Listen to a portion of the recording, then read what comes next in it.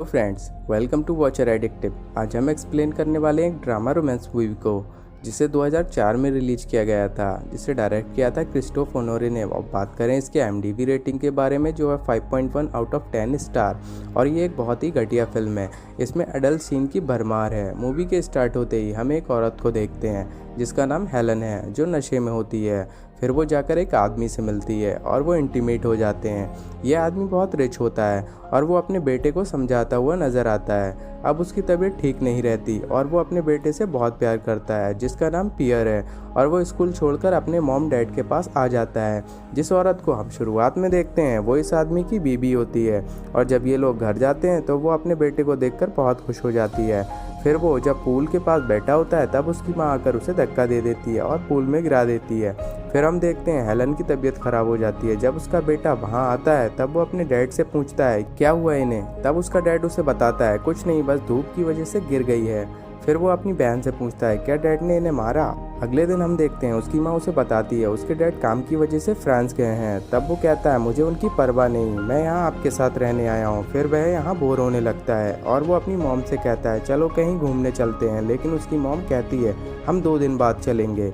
लेकिन वो उनकी बात नहीं मानता। वो कहता है हम आज ही चलेंगे। फिर वो तैयार हो जाता है। शाम को जब वो देखता है उसकी मॉम स्विम कर रही होती है और उसकी मॉम उसे कहती है हम कल पक्का जाएंगे। फिर अगले दिन हम देखते हैं उसकी मॉम उसे बताती है तुम्हारे डैड का एक्सीडेंट हो गया है और उनकी बॉडी तुम्हारे दादा दादी के यहाँ है, लेकिन उसे कोई भी फर्क नहीं पड़ता। फिर उसकी मॉम उसे समझाती है वहाँ तुम्हें रोने की ज़रूरत नहीं है, बस अपना सिर नीचे झुका कर रखना, क्योंकि वो अपने पिता से नफरत करता था। उसके पिता अपने काम के चलते कभी भी घर पर नहीं रहते थे और उसे कभी पिता का प्यार नहीं मिला।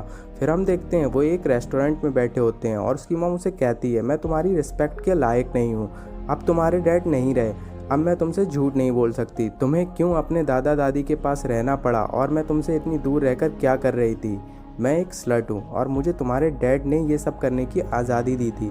फिर हम देखते हैं पियर समुद्र के किनारे जाकर रोने लगता है। तभी वहाँ उसकी मॉम आती है जो नशे की हालत में होती है और उसे गले लगा लेती है। आगे हम देखते हैं कि वो खुद को एक कमरे में लॉक कर लेता है। वो अपने डैड को मिस कर रहा होता है। उसकी मॉम डॉक्टर को बुलाती है लेकिन उससे कोई फर्क नहीं पड़ता। फिर उसकी माँ उसके रूम में जाती है और वो उससे बात करती है। पियर उसको गले लगाकर रोने लगता है। फिर हम देखते हैं वो अपने डैड के रूम में होता है जहाँ उसे उसकी माँ की न्यूड फोटो मिलती है, जिसे देखकर वो मुट्ठी मारने लगता है। अगले दिन वो सनबाथ ले रहा होता है। वहाँ उसकी मॉम आती है। वो उससे कहती है अब तुम अपने डैड को भूल जाओ। फिर वो कहती है मेरी एक पार्टनर है, क्या तुम उसके साथ इंटीमेट होना चाहोगे। फिर हमें पियर और हेलन एक टैक्सी में बैठे दिखते हैं और उनके साथ उसकी पार्टनर रिया भी होती है।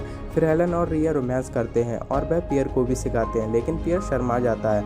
अगले दिन वो एक क्लब में जाता है जहाँ वो काफ़ी लड़कियों से मिलता है। फिर उसकी फट जाती है और वो वापस आ जाता है। वहाँ रिया और हेलन भी खड़े होते हैं। फिर रिया उसके पास जाती है और वो पब्लिक प्लेस में ही उसके साथ इंटीमेट होने लगती है और हेलन ये सब देख रही होती है। फिर हेलन उसे अपने साथ अपने ग्रुप में ले जाती है जहाँ उसकी मुलाकात उसकी फ्रेंड हैंसी से होती है, जिसे देखकर पियर अट्रैक्ट होने लगता है और वहाँ सब एक दूसरे की लेने लगते हैं। फिर हम देखते हैं हेलन उससे कहती है मैं यहाँ से जा रही हूँ, अब तुम्हें अकेले ही जीना सीखना होगा, और वो चली जाती है।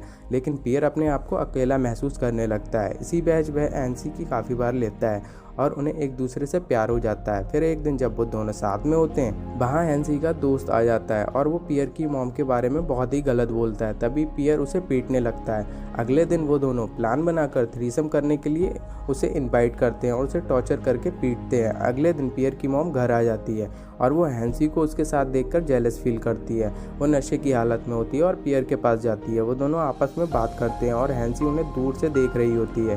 हेलन कहती है आज तुम मेरे साथ ही सो जाना। फिर हम देखते हैं जब दोनों साथ में होते हैं तब हेलन उसे अपने पेट पर चाकू से निशान करने को कहती है। उसके बाद दोनों इंटीमेट हो जाते हैं। अगली सुबह हम देखते हैं हेलन मर चुकी है और जब उसकी बॉडी हॉस्पिटल में होती है पियर वहाँ जाता है और उसे देखकर मुट्ठी मारने लगता है। इस मूवी का एंड यहीं हो जाता है। इस मूवी के बारे में आप क्या सोचते हैं कमेंट करके ज़रूर बताना। अगर मेरा एक्सप्लेनेशन अच्छा लगा तो वीडियो को लाइक कर देना और चैनल को सब्सक्राइब कर लेना। मैं मिलता हूँ आपसे अगले वीडियो।